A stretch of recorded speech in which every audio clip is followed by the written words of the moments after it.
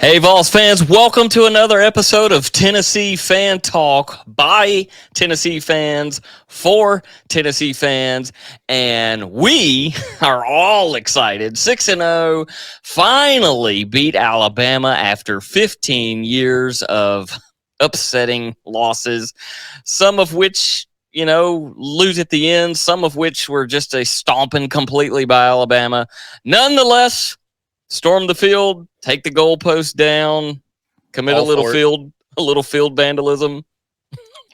We got the money to fix it with the brand new sod. There, I did see some pictures and actually on Twitter where they turned to the president and was like, "Hey, you know how much it's going to cost you?" He said, "I don't care. We do it every year." I heard him say that. We do it every year. Do it every year. Cigars all the way around. We got a lot to talk about with these Vols, including little special guest. We will bring him in right after this. He might be Bill Dance's cousin. Get on in here with us.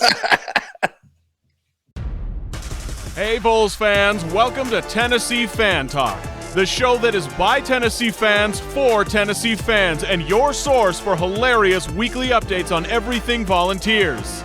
And now for the moment you've been waiting all week for, here is Brandon Byrd and the Duke. All right, guys, the excitement is in the air. This is a great episode. I've just been building all day about what I want to talk about and how awesome it is, how lucky we are on a couple fronts, how I'm glad Alabama, was having some problems. We'll get into that little by little. As always, I'm Brandon Byrd alongside the Duke. You follow him, Twitter at Brad Rush. Myself, I like the Instagram at Brandon Byrd, BYRDTN.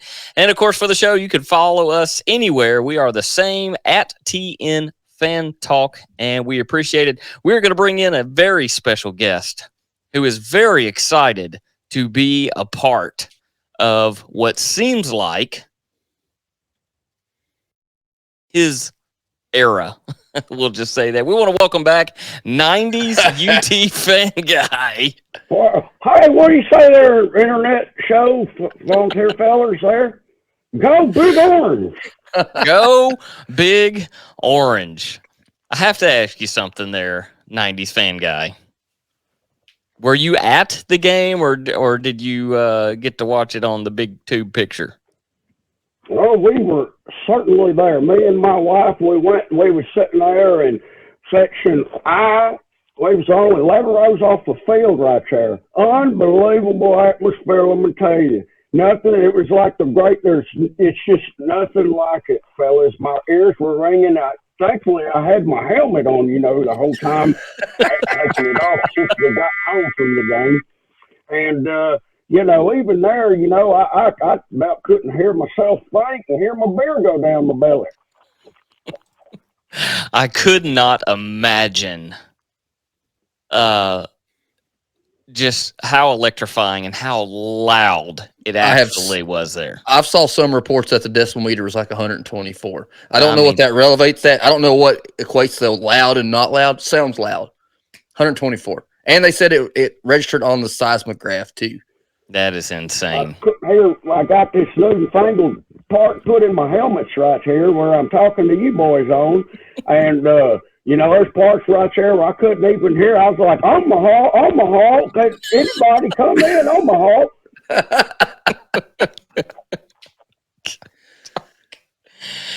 What an exciting night. All of the VFLs there on the field pregame. There's a lot of them. There was a lot. There was a lot of prospects there too. The excitement, and we saw today some commits after seeing how that game went down and saw that Heupel's the one to trust your future to. We saw some commits today. We better go ahead and pay him. Oh, it's time to pay him. He's getting paid already, but we need to pay. I don't want to take a chance on anybody else pulling him. Exactly. What did we say he's making? Back the Dollar General truck back up to his house full of cash right there. They pay it man his money. That and give him a free gas card at the Pilot. Come on, Haslam. I mean, we got to pay him. Would we say he's making $2 million less than Billy Napier? I mean, come on, that's crazy. Boys, Well, Billy Napier was hard to get, and he's been a bust. Omaha. Boys, I got some distortion here. I'll be right back with you fellas, okay? Sorry, please excuse me. Oh, No, my I mean, goodness. I don't know what he's getting paid, but I don't want to have like that in the back of my mind. Obviously, what every Tennessee fan is Oklahoma's getting ready to throw the bucket at him now. Oh, I don't know, though, because they just signed what's his name? they did. And while we have waiting on 90s UT guy to come back, looks like he sat back down. We'll bring him back in. There he is. I reckon my helmet might have taken a little damage when I took a spill down there right there onto the field. I was running down, when it said boom, and everybody said, well, I guess we're going to run out there on the field, grab everything right there. But I don't know what happened between row 10 and row 7, but the next thing you know, I was on row 5 and tumbling down to the very bottom right there. Luckily, I had emptied out my pockets of all of them airplane bottles, but, boy, them golf balls I had in my pocket felt hurt. What about that bottle of mustard? Yeah, but yeah. I didn't see no mustard. Someone asked me, how in the world are they cutting up the sod? I said, it's real easy. Take your mustard bottle out and make it sharp. I'll tell you what, I told my buddy there, it was right there at the game with us, I was going to drink a beer, for every touchdown we had. Well, 7 beers and $425 later, I fell down the stairs.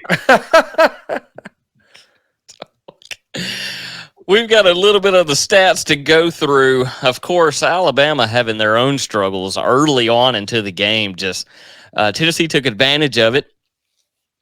Kind of makes me mad as we get into the rankings of that. I said, look, we're probably going to take their spot, and they're not going to take ours for some reason, for the love of Alabama. But it's like they had problems. We took advantage of it. We had problems, and they took advantage of it.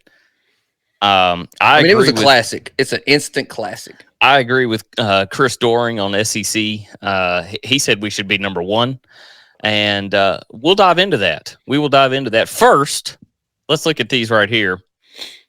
Game stats here, about average for us. We run between that 27, 29, 30-ish range. Alabama with 32. Total yards, Alabama getting us by 2 yards, 569 to 567. Third down conversions, neither one of us look good. 6 for 13 for Alabama, 5 for 10 for Tennessee. Of course, they managed to convert a 4th down where we did not out of 2 tries. But here's what I love. Even against Alabama, guys. Still perfect. We are still perfect in the red zone. Absolutely insane compared to what we've been the past 4 or 5 years in the red zone. And time of possession, what do you expect? Of course, we're not going to have it as long as the other teams. Who cares? Dude, looking at quarterback play, Bryce Young, 35 for 52, 455 yards himself, 2 touchdowns. Only took 1 sack on the night, as well as Hendon Hooker. Here's what I love. Bryce Young's long was 42, where Hooker's was 78.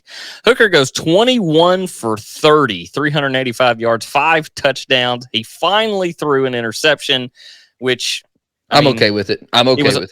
It was over the middle, off a receiver's hands, Probably had a little too much mustard on it, no pun intended. Yeah, that's why I like you, boy. I don't know about Mr. Byrd here, but you all right. Of course, they bring in Milton to throw the deep ball for 2 reasons. One is in case it gets intercepted, and we don't want to just hand him over. My man can just flick it, and it goes 50 yards. That dude's got a cannon. And it almost worked, too. Dude, I'm telling you, if you would have had freaking Jawan back and jumped up front. I mean, Bruce McCoy is the reincarnation of Dwan Jennings, in my humble opinion. He just has that dog mentality in him. They threw that Hail Mary down there, right there, and where we was sitting. I was like, "Boo!" So close, boys. It was that close. About as close as that goofy ass knuckleball we kicked through the field goal win the game right there. When McGrath missed that extra point, I'm like, my man is shook, and that's going to hurt us. I think it was tipped. I've been seeing things where people think it was tipped. I haven't got too deep into it because I don't give a dang. Point? Yep. No. On the winning field goal. Oh no, that was tipped. Maybe them Alabamers, them scallywag cheating.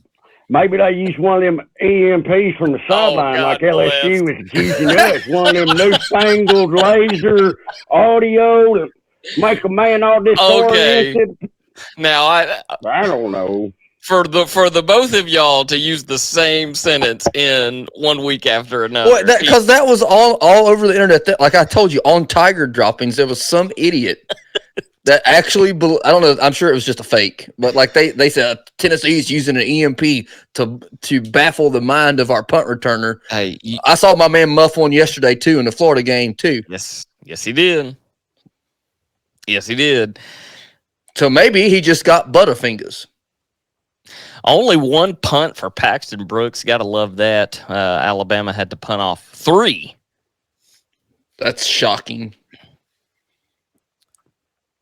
And I do want to just real quick, individual defense tackles were absolutely crazy. 75 total tackles, 4 tackles for loss for 23 yards, only a single sack. Here's what I love against that. Even with the great Anderson Jr. You know how many tackles for loss Alabama I think it was a half a tackle, was it not?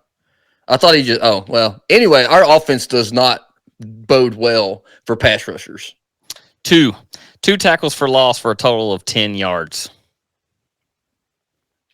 Choke on that one, Alabama. Choke on that one. Nah. I mean, he's still very good. Don't get me. He's incredible. Yeah, it's just that our offense does not bode well for somebody like him. It's too quick. It's bam, bam, psh, gone. You know, you if you have someone back here, sticking around, they're gonna. That's when he comes in. Or if you don't double team him, who doesn't double team him now? God bless our high flying Vols, and they're the greatest show on turf right now, boys. Definitely the greatest show. The red, white, and blue.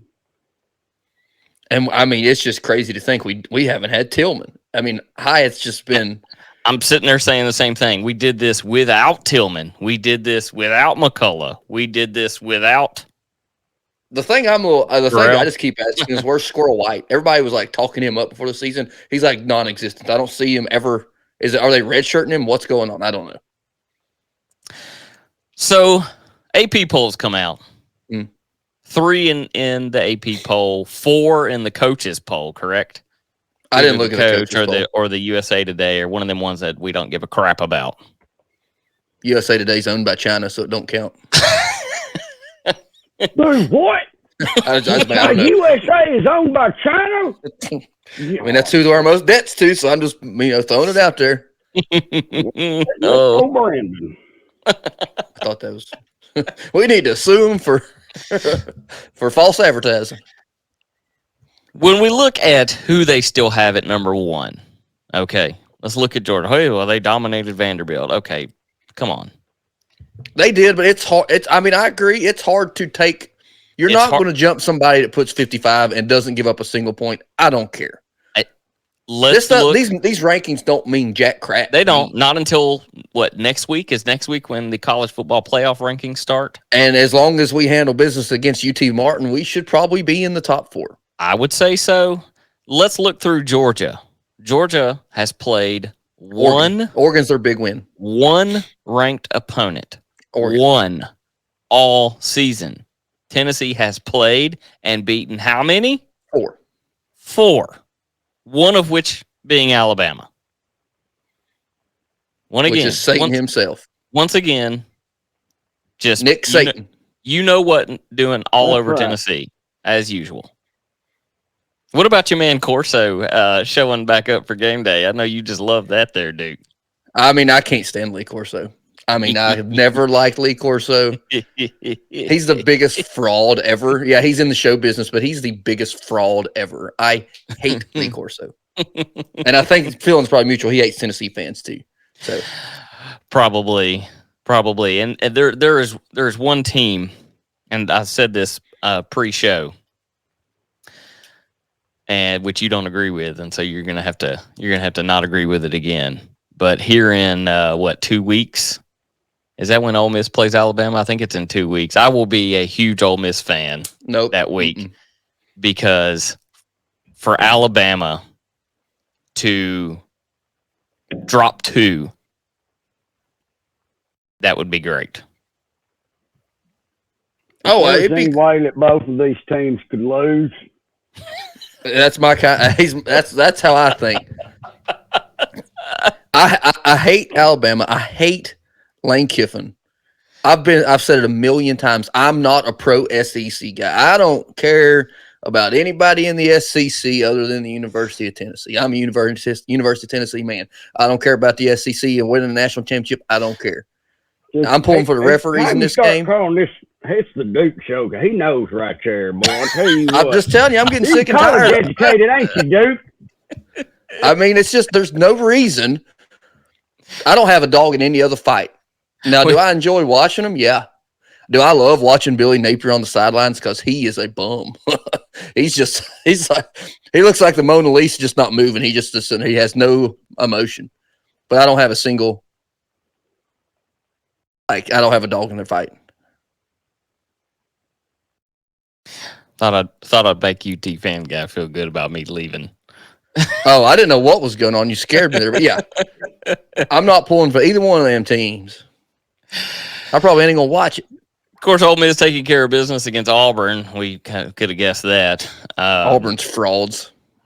Arkansas beating the Mormons out 52-35. They're still frauds. LSU taking care of business against Florida. That was a pretty good game. It was a good game. And, of course, Kentucky battling back and forth with Mississippi State for a while. It was sack turnover city there, it seemed like, for a little bit. And then Jefferson Pilot sports ball right there.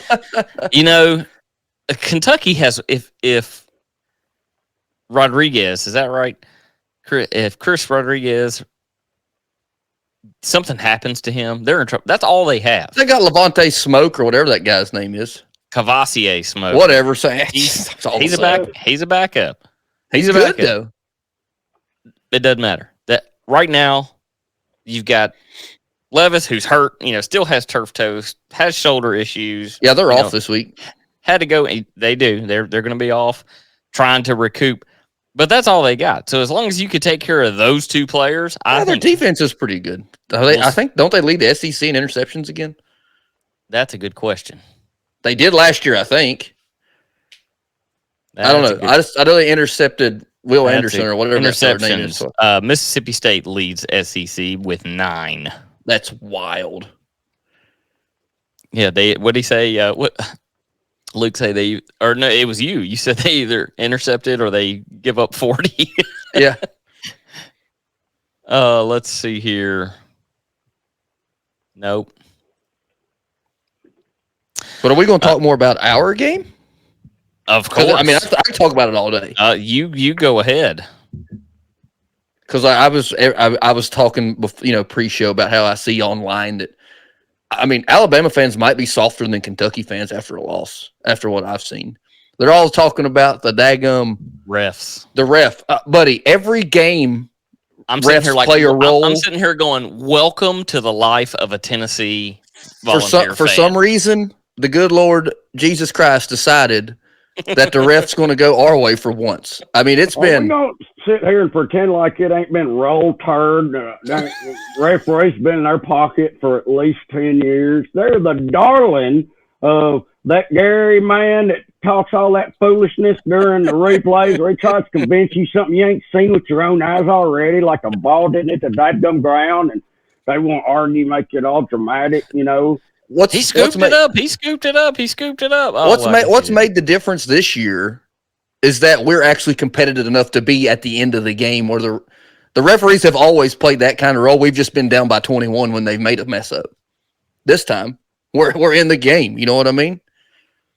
And then when you see somebody like Paul Feinbaum, who's a traitor, and then Lee Corso, pick University of Tennessee, something's wrong. They're either trying to troll us, which is a good job. Because my heart was ready to get beat. I'm ready to get beat in 2 weeks. Knowing our luck will get beat by Tennessee Martin, and that's how I think. That's how I think. But when the whole college football world is on Tennessee and everybody's hating, Tennessee fans love it. They just love it. I mean, we were talking about that earlier too, how Tennessee fans transcend through all sports. They hate the football program. They hate the baseball program. They hate the basketball program. They hate the Lady Vols. It's just so strange. I don't understand it has to be the fan base. It's so vocal. It has because to be. Everybody in the nation hates Alabama in football, but they could care less about their basketball program. Same way with Ohio State. I mean, Notre Dame might be another school that has that transcending power across all sports, but it's Tennessee, and it's crazy. And I love it. I absolutely love it. I know one thing I didn't love was last week's show. We had our predictions, and how many did I miss? We had Luke on the show, and Luke picked Tennessee 37-24. I just knew it was going to be a higher scoring game than that. Duke there picks Alabama 35-28. Hey man, I do that for my own sanity. And your boy right here said 52-35 Tennessee. And I wish that I would have put some dollars on 52 because it would have been. What was the combined for that game? It was super low, wasn't it? If you bet the over, you won easily, right? It was 64.5, I think. 62 or 64.5 was the. Yeah. Yeah. That's easy money. Oh, you boys are talking a little outside of my understanding. Are we still talking about football here? You don't go down to your corner drugstore there, 90s fan guy. The only gambling he does is in the bingo parlor. No, I get them little scratch offs, right there. Tennessee Lotto scratch offs. He probably gambles on the horseshoe pitching too, pitching horseshoes. That's washers. I pitch washers. Or in the croquet game. What do you think about cornhole? What'd you say about my cornhole there, Mr. Byrd? I knew that. I knew it was either going to be that or no. I don't play them prison games. The real question is, 90s fan guys, where can I get a hat like that? 1997. That's where you can get it. I'm gonna say you better have Hot Tub Time Machine. Now, I tell you what, I might just have one that you can sit right there in your pretty studio. Hey, I'll put it back here. I'll wear it. All right. Well, I tell you what, maybe we can meet at the Waffle House or something like the boys on Vol Nation always talk about. Some Waffle House right there off I-40. They always talk about meeting up, whooping each other. We can just give each other a big orange hug and have one tag foot right there in your studio. I ain't a fighter. You got to show up in your Gus Malzahn vest. I'm more of a meeting up at the Cracker Barrel kind of fella because they serve the cold beers and mimosas now. Oh, God bless. And I can get me one of them old timers breakfast. Mm-hmm. Hey, so when you fellers gonna have that old boy, it looks like Lane Kiffin back on the show? He is going to be on the second episode of this week talking about future of the season. Well, I tell you what, I'll have to tune in and watch. You will. Call your grandson. Tell him how to get you on the YouTube to watch it. Yep. I'm just really figuring out all this internet radio show stuff, and it's the tops, boys. I appreciate you having me on yet again on your TV deal here, and go Vols, and let's get to the Waffle House real soon, fellers, and have us some scrambled, smothered, covered, and all that mess. Sounds good to me. Sounds good. Well, we'll see. Go Vols. Go Vols. Have a good one. Big orange. love it. Gotta love it. Gotta love it. We are 24 minutes in and gonna call it quits.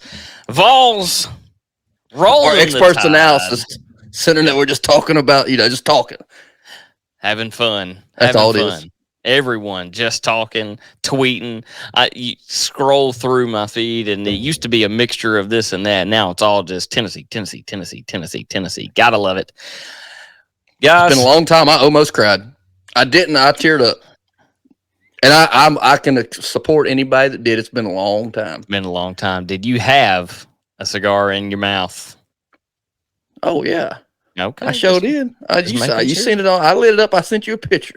Inside, I broke the rules. I didn't care. Guys, we want to been burning candles all day to get rid of that smell. You just didn't have a good one then. You must have bought a cheap one. That was a good one. No? That thing cost me $17, and the rule of thumb when you're buying a cigar is $13 and above. That's a good one. Had a guy I knew back in the day when kiosk in malls was actually cool. And was he selling white owls in the mall? No, he $17 was an extremely cheap one. Put it that way. Well, he probably didn't stay in business too long. Well, anyone in that particular mall did not. Ooh. Guys, we want to thank you for tuning in. Check out the second episode this week. We're going to talk about no reason to talk about UT Martin, but you can never tell. Well, we're gonna talk about it. It will be their Super Bowl. We're going to talk about Kentucky. We're going to talk about Georgia a little bit. All on the second episode of this week. Thank you so much for tuning in. Go Vols. Big Orange. Big Number Orange. 3. Been a long time coming. Celebrate. Pandemonium reigns. Check us out wherever you are. We are at TN Fan Talk, including now on TikTok. TikTok. But on YouTube, they swapped it from YouTube/C/Tennessee Fan Talk to just youtube.com. /@ they put in handlers now, so at Tennessee, so everywhere it is at TN Fan Talk. Go Vols. Go Vols.